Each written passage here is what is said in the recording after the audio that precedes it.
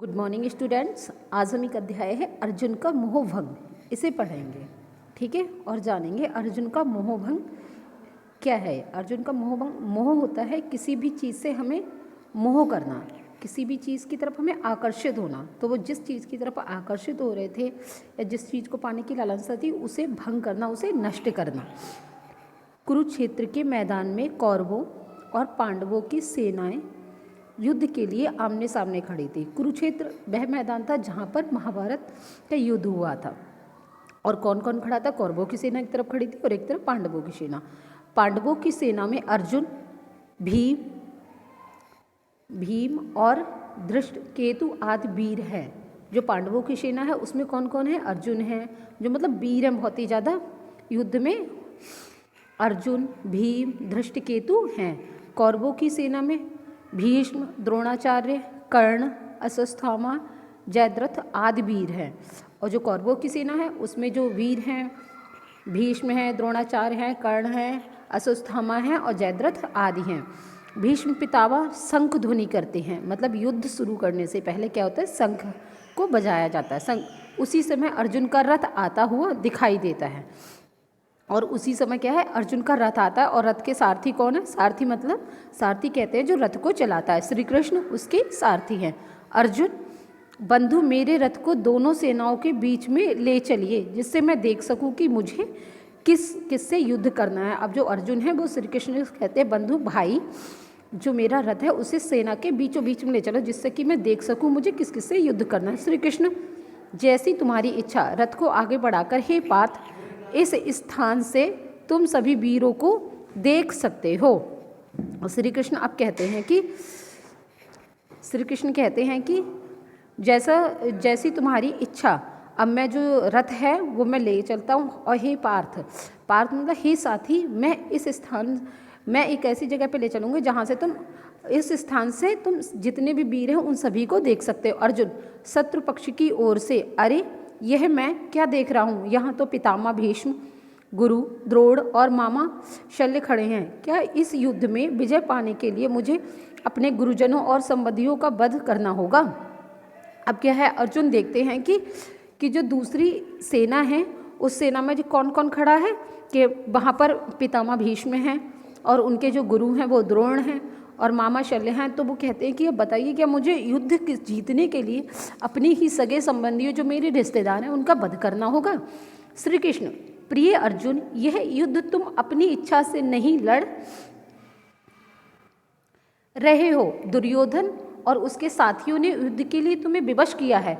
इस प्रकार के धर्म युद्ध में किसी प्रकार का मोह करना अच्छा नहीं होता।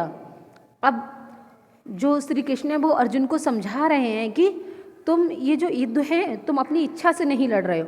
जो दुर्योधन और उनके साथी हैं उन्होंने तुम्हें ये युद्ध करने के लिए विवश में मजबूर किया है, जिसकी वजह से तुमने ये युद्ध किया है, धर्म युद्ध किया है।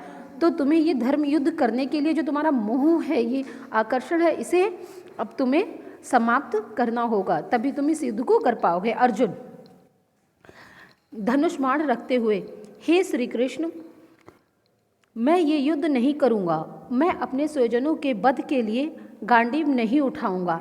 मुझे ऐसी विजय नहीं चाहिए। अब अर्जुन है वो अपना जो धनुष बाण है उसे रख देते हैं और कहते हैं, कृष्ण मैं ये युद्ध नहीं करूँगा और स्वजनों मतलब जो मेरे परिवार के हैं, जो मेरे अपने हैं, मैं उनका वध नहीं करूँगा। और मैं गांडीव उनके धनुष का नाम था, और वो अब कहते हैं मैं गांडीव नहीं उठाऊँगा और मुझे ऐसी विजय नहीं चाहिए जिसमें कि मैं अपने ही सगे संबंधियों का वध करूँ।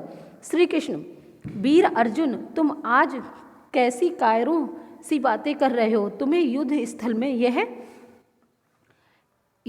में यह अज्ञान कैसे हुआ? हृदय की दुर्बलता त्याग युद्ध करो। अब जो श्री कृष्ण है वो कहते हैं कि तुम यहाँ पर खड़े होकर किस तरह से कायरों जैसी बातें कर रहे हो।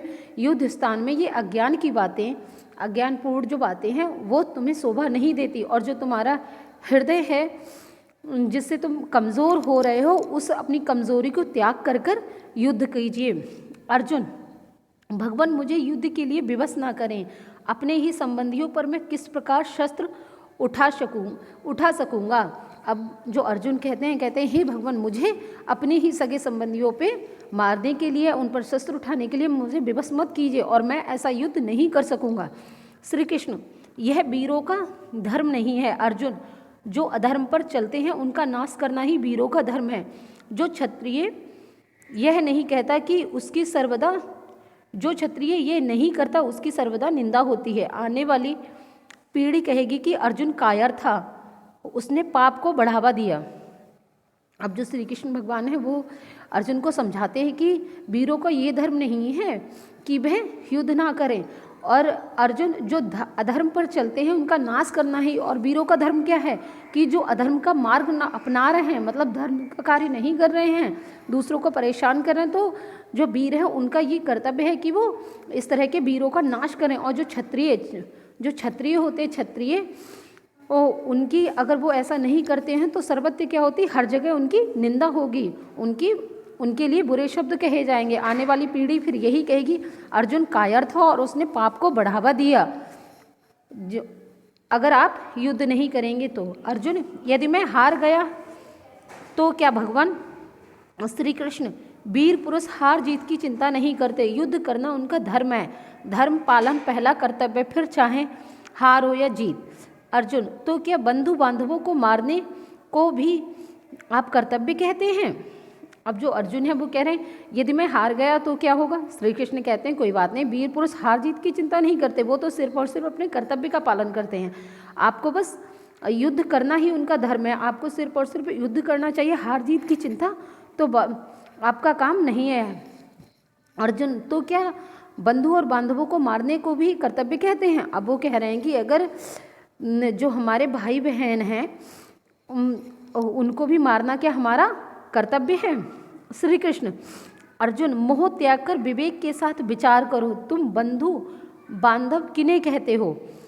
अब श्री कृष्ण है वो समझा रहे हैं अर्जुन को कि जो तुम्हारा मोह है, जो तुम्हारा आकर्षण है दूसरों के प्रति, जिनसे तुम्हें लगाव है, उन्हें सबको त्याग करो और तुम देखो कि तुम बंधु भाई और भाइयों किन्हें कह रहे हो?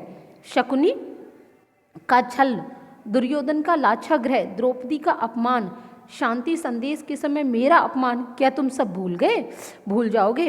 अब जो श्री कृष्ण है वो समझाते हैं कि तुम पहले याद करो, तुम इन्हें भाई कह रहे हो, शकुनी का तुमने, जो तुम्हारे मामा शकुनी, उनका तुमने छल और कपट देखा है, वो किस तरह से दूसरों का कपट के साथ अपना काम निकालते हैं। और दुर्योधन का लाछागृह मतलब लाखा का जो उनका ग्रह बना हुआ है, और द्रौपदी का जो अपमान हुआ था, चीरहरण हुआ था, और मैं जब शांति मतलब आपस में युद्ध ना करने के लिए शांति संदेश लेके गया था, उस समय मेरा कितना अपमान किया गया था, क्या तुम ये सब कुछ भूल जाओगे? अर्जुन, बंधुवर वह तो ठीक है, पर फिर भी अब यह है संदेश।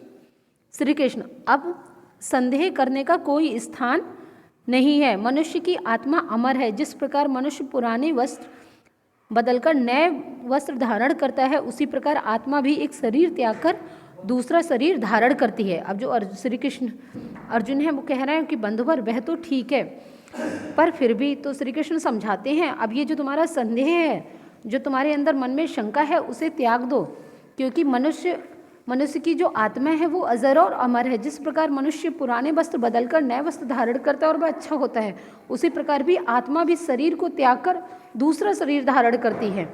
अर्जुन, किंतु जनार्दन, क्या यह अच्छा नहीं होगा कि युद्ध में इतना रक्तताप करने की अपेक्षा में संन्यास लेकर शांति का जीवन बिताऊं? अब जो अर्जुन है वो कहते हैं जनार्दन मतलब जनता का हित करने वाले, जनता का भला करने वाले, हे जनार्दन, क्या ये अच्छा हो कि मैं युद्ध में इतना रक्तताप करूं, मतलब सबको मारूं, फिर उनका इतना सारा खून बहे? इससे तो अच्छा है कि मैं संन्यास ले लूं और अपना जीवन शांति के साथ बिताऊं। श्री कृष्ण, तुम संन्यास का सही अर्थ नहीं जानते। अर्जुन, सच्चा सन्यासी वही है जो अपने कर्तव्य का पालन करता है, वह किसी फल की इच्छा नहीं करता, ऐसा व्यक्ति ही ईश्वर को पा सकता है। अब श्री कृष्ण भगवान है वो समझा रहे हैं कि तुम संन्यास का अर्थ ही नहीं जानते हो। संन्यास का अर्थ वह होता है कि जो अपने कर्तव्य का पालन करे और किसी भी फल की इच्छा ना करे, मतलब अपना काम करते रहो, लेकिन आप उम्मीद ना करो कि उसका फल हमें क्या मिलेगा, अच्छा मिलेगा या बुरा, ऐसा ही व्यक्ति ईश्वर को पा सकता है और वही सच्चा सन्यासी कहलाता है। अर्जुन, हे प्रभु, आपके इस उपदेश से मेरा मोह भंग हो गया और मुझे अपने कर्तव्य का ज्ञान हो गया। अब मैं आपकी आज्ञा का पालन करूँगा। ऐसा कहकर अर्जुन ने अपना गांडीव उठा लिया और उसके बाण छोड़ते ही युद्ध भूमि में घोर नाद छा गया। युद्ध के नगाड़े बज उठे। अब इस तरह से श्री कृष्ण ने अर्जुन को समझाया। फिर अर्जुन की समझ में आया। अर्जुन कहते हैं, हे प्रभु, हे भगवान, आपने जो मुझे उपदेश, आपने जो मुझे भाषण दिया, मुझे जो समझाया, उससे मेरा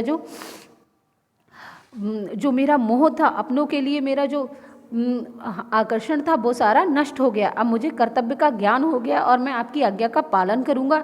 ऐसा कहकर अर्जुन जो अपने गांडीव व धनुष को उठा लेते हैं और बाढ़ छोड़ते हैं और युद्ध भूमि में बाड़ों की बौछार कर देते हैं, जिससे कि और युद्ध के नगाड़े बज उठते हैं। धन्यवाद।